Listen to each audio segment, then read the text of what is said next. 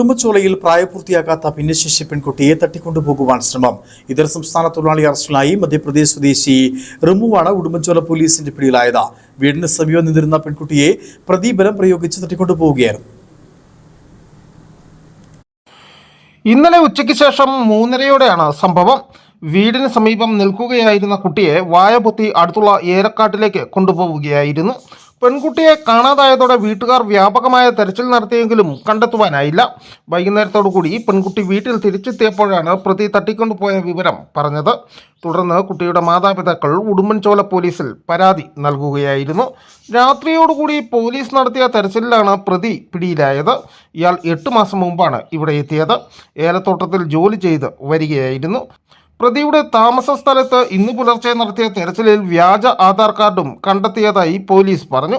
4 മാസങ്ങൾക്ക് മുമ്പ് മാനസിക വെല്ലുവിളികൾ നേരിടുന്ന ഒരു പെൺകുട്ടിയെ ദുരൂഹ സാഹചര്യത്തിൽ സമീപത്തുള്ള ഏലത്തോട്ടത്തിൽ മരിച്ച നിലയിൽ കണ്ടെത്തിയിരുന്നു. അന്ന് 4 ദിവസങ്ങൾക്ക് ശേഷമാണ് മൃതദേഹം കണ്ടെത്തിയത്. ആ സംഭവവുമായി പ്രതിക്ക് ബന്ധമുണ്ടോയെന്നും പോലീസ് അന്വേഷിക്കും. News bureau, Udumbanchola.